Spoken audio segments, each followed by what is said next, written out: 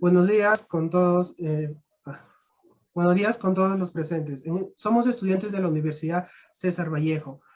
En esta oportunidad contamos con la grata presencia del abogado Jorge Omar, el cual nos ha concedido esta entrevista. Comenzando con la entrevista, le haré la siguiente pregunta. ¿Qué opina usted sobre la obra El Tuxteno? Buenas tardes, jóvenes. Felicitarles en primer lugar por darse el tiempo de conocer a particularmente un gran autor de nuestra literatura peruana, como es César Vallejo Mendoza.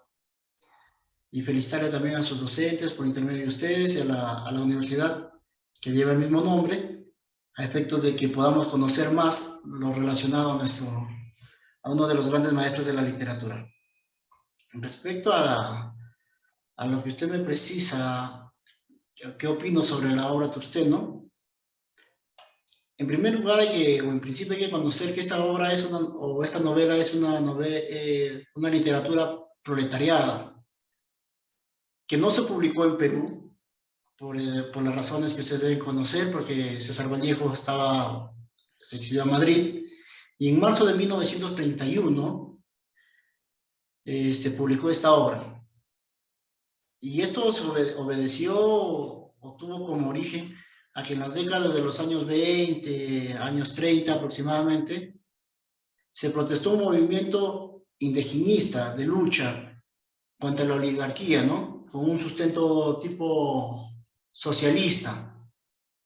Y en el Perú comienza a rebelarse, a manifestarse a través de varios movimientos políticos. Uno de ellos es el Partido Aprista, el APRA, Alianza Popular Revolucionaria Americana, así como también el ingreso de un partido comunista que se dio en los años 30, y esta escena política también se ve reflejada en una revista que también se difundía mucho en aquellos tiempos, que era denominada La Mauta.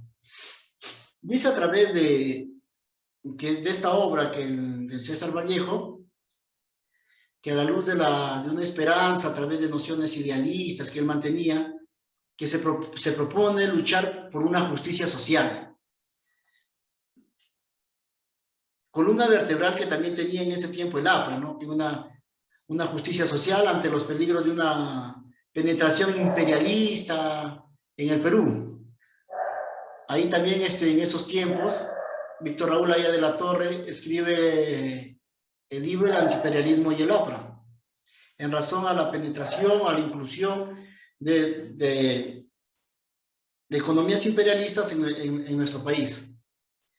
¿No? Y especialmente el Tuxteno tiene como fundamento que se realiza por el intermedio de grandes transnacionales mineras, las cuales en su momento fueron apoyadas por la oligarquía de la localidad, así como otros oportunistas que se menciona en la obra El Tuxteno, cuyo único interés y finalidad que tenían era el mayor lucro económico posible, para lo cual no existían o no había escrúpulos en expropiar a precios mínimos o irrisorios las tierras de los nativos, ¿no?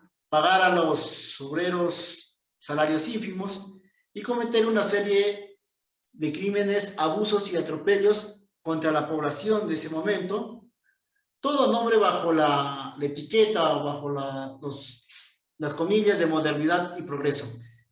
En razón de eso, particularmente, opino que esta obra es muy importante, es muy interesante y da de mucha luz al conocimiento humanístico, a la sensibilización personal y sobre todo la realidad de nuestro Perú.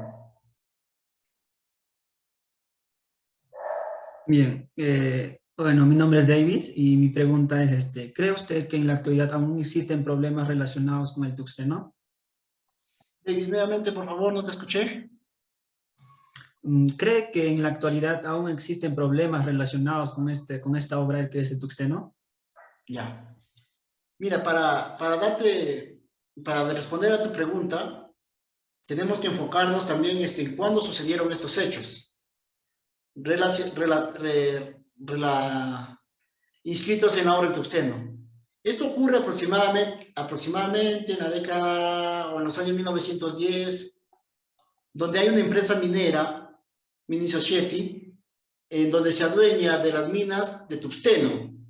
Esta mina se encuentra en Quivilca, ¿no? Que supuestamente en el departamento de Cusco, y que desde el ingreso de los Estados Unidos, y esto es importante en esta obra, que desde el ingreso de los Estados Unidos a la Primera Guerra Mundial, la gerencia de esta empresa norteamericana que ingresaba a nuestro país a efectos de hacer labores mineros, se dispone a agilizar la extracción mineral de nuestro país, especialmente de Tuxteno de Quivilca. Así, bajo este parámetro, se empieza el reclutamiento de peones, empleados, para realizar las labores mineras. Estos peones y estos empleados eran personas pues de bajas condiciones económicas, de baja enseñanza académica, en donde especialmente en la obra lo conocen como indios, ¿no? Y estas personas comienzan a realizar esos trabajos, ¿no?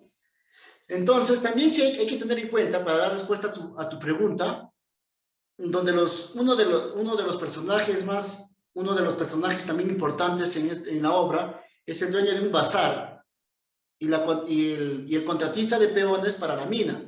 Este señor se llamaba José Marino, no si me recuerdo, si no más me equivoco, ustedes me corrigen. Y su hermano Mateo Marino, dueños supuestamente de un bazar en la ciudad de Colca, y forman una sociedad que se llaman Marino Hermanos, que tenía como finalidad exclusiva la comercialización con la empresa minera. Estos dos personajes, que eran ambiciosos, desalmados, sin importarle la dignidad de las demás personas, empiezan a arrebatarles las tierras de los indios, dándoles a cambio algunas cuestiones, algunos objetos de poco valor o irrisorios, ¿no? Sin embargo, en este bazar, en este grupo, en esta empresa o esta sociedad que forman los hermanos marinos, se reunían comúnmente con los gerentes o los dominantes de la mina, ¿no? Si no más me equivoco, ahí estaba Stay, Waits, en donde en una de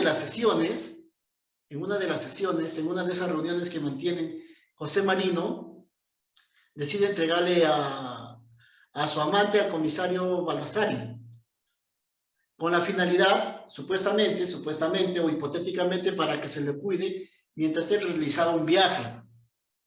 Pero la verdad, en el fondo, lo que en el fondo había era que se trataba de un intercambio de favores. Es decir, a esta dama, al amante de José Marino, conocida como Graciela, le estábamos realizando como un objeto de intercambio, ¿no? Y esto se deviene en una de esas borracheras que tuvieron. Y lo más importante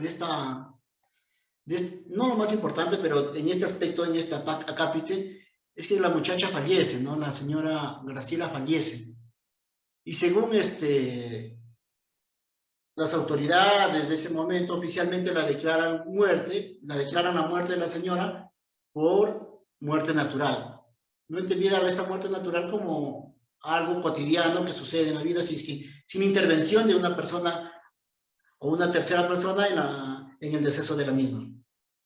Entonces, si en la actualidad existen estos problemas relacionados con el Tuxteno, a la pregunta de Davis, y basándonos en lo medular, de manera colateral, a la obra, definitivamente que sí. Yo creo que existen problemas relacionados a la actualidad, a lo que habló o a lo que escribió en su momento César Vallejo. ¿En qué sentido? 1, en el abuso. 2, en la discriminación. Este abuso y discriminación en el entendido de usar a los indios no como personas, sino como objetos. Y si actualmente lo relacionamos a lo que tenemos, o a nuestras normas tanto nacionales como internacionales, estaríamos en una violación de los derechos humanos por este abuso y discriminación, sin tener en cuenta que nuestra Constitución Política del Perú, en su artículo 1, la dignidad de la persona humana y el respeto de sus derechos es lo fundamental. Y si a ello, miren, y si a ello lo incluimos, lo analizamos, el intercambio de esa mujer de nombre Graciela como un objeto, definitivamente que estaríamos actualmente violentando derechos fundamentales de la mujer, que en la actualidad se están viviendo. Recientemente ha pasado un caso de una mexicana, ustedes habrán visto por las noticias, de una mexicana que ha sido víctima de un feminicidio por parte de su pareja, ¿no? Es lo mismo que estamos haciendo acá. ¿Y con qué finalidad fue ese de esa mexicana que fue objeto de muerte? Fue con la finalidad de hacer venta de sus órganos. Es lo mismo que estaríamos hablando con Tusteno, que la señora Graciela fue objeto para cambio de favores. Si esto lo relacionamos así, estaríamos definitivamente que en la actualidad existen problemas relacionados al tungsteno. Y más aún, es lamentable que en este ciclo que ya nos encontramos, exista violencia aún contra la mujer, basada en la discriminación, en el odio, en la desidia, y tener sesgos simplemente por el hecho de que son mujeres. Sin tener en cuenta que ellas también son personas como nosotros, son muy hábiles, son personas muy diligentes, y que si en la actualidad existen normas internacionales que amparan sus derechos, como es la Convención de Upara, la Corte Interamericana de Derechos Humanos, en la que definitivamente avalan los derechos de las personas, especialmente de las mujeres, ¿no? Sin ningún tipo de género que exista en las mismas. Eso sería respecto a tu pregunta, David. No sé si te quedó claro. Sí, gracias, doctor. Buenas tardes, abogado Jorge. Soy el alumno Elkin Castillo Roque y mi pregunta sería la siguiente. ¿Qué mensaje le deja esta obra?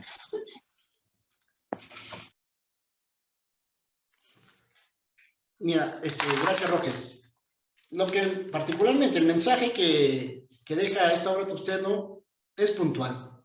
En base a lo que les hemos conversado, se ha precisado de lo vertebral que es la obra de Tusteno, definitivamente que hasta en la actualidad existe, lamentablemente, es la desigualdad social, el maltrato a la persona, por diferentes razones o diferentes índoles que se presenten en la misma, ¿no?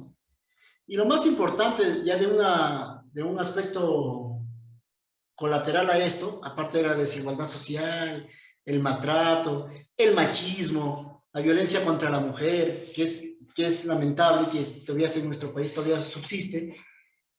Creo que lo más importante de la obra, si es que lo tomamos de un aspecto social, de manera social, es el ser honesto con el prójimo, ¿no?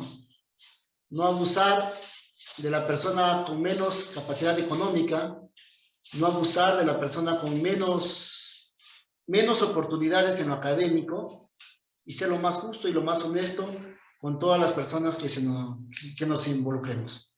Eso respecto a Roque. Buenos días, abogado. Soy Yacir Córdoba y mi pregunta es la siguiente. ¿Cuál cree usted que es la tendencia filosófica de César Vallejo cuando escribe el tungsteno?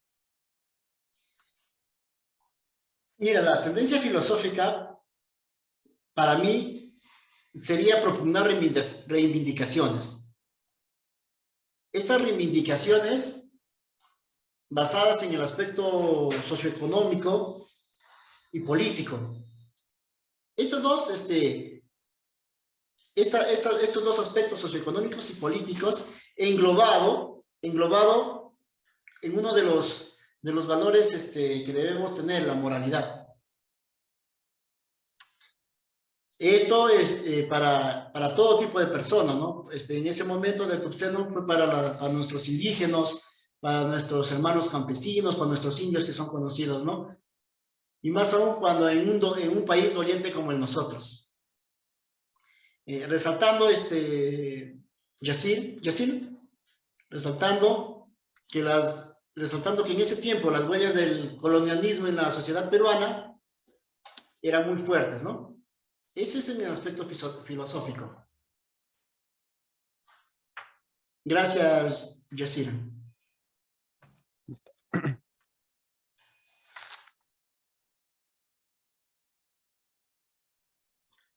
Bien, continuando con la entrevista al señor Jorge, mi pregunta sería, ¿usted cree que Vallejo hizo bien hablando de temas sociales en la obra El Tuxteno?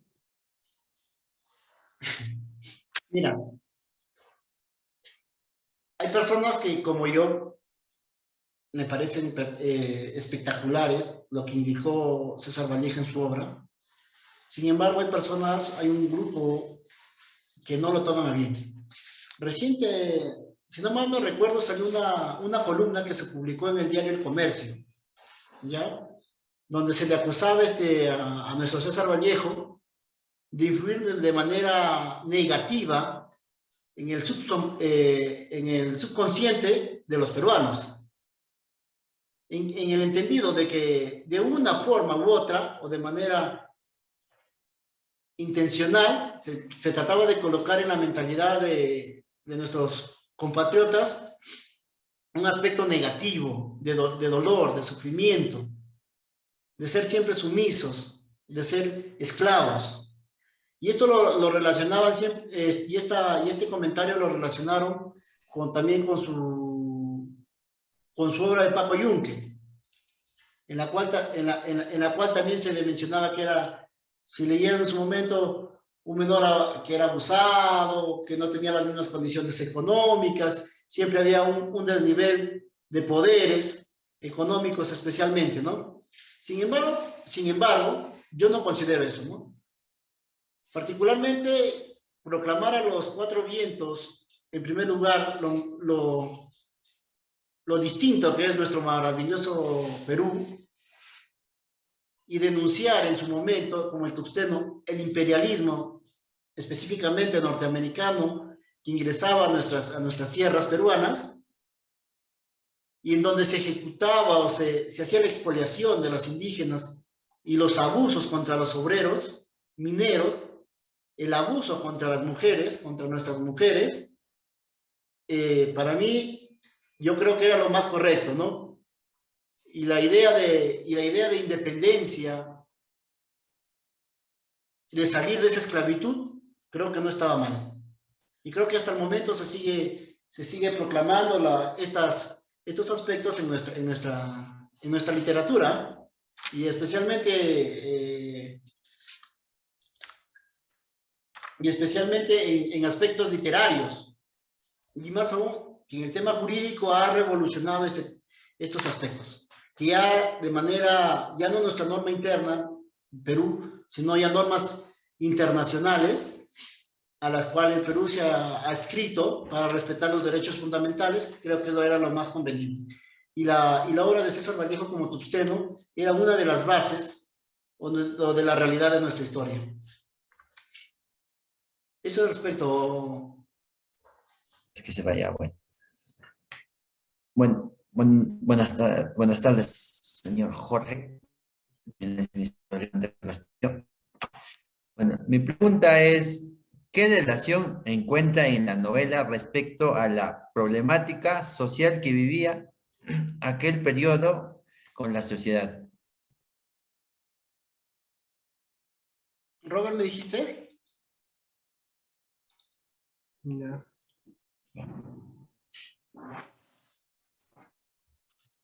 Buenas tardes, señor Jorge. Soy el alumno de Cándaro Castillo. Bueno, mi pregunta es, ¿qué relación encuentra en la novela respecto al problemática social que se vivía aquel periodo con la sociedad? A ver, me supongo que la pregunta va enmarcada en el aspecto pasado con el aspecto actual, ¿no? Exacto. Ya. Ahí, conforme hemos ido conversando y lo hemos ido indicando, el aspecto que se enmarca hasta la actualidad es la lucha de clases, Es el aspecto socioeconómico, en donde el más pudiente quiere ser más pudiente, vulnerando los derechos fundamentales de la persona, ¿no?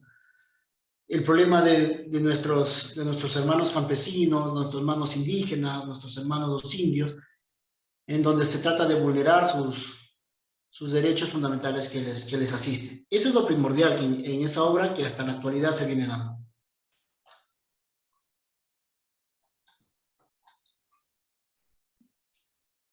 Robert, ¿me escuchaste?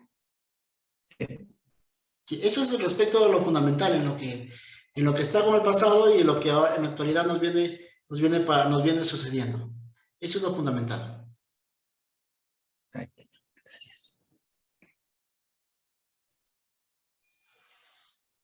¿Alguna otra pregunta?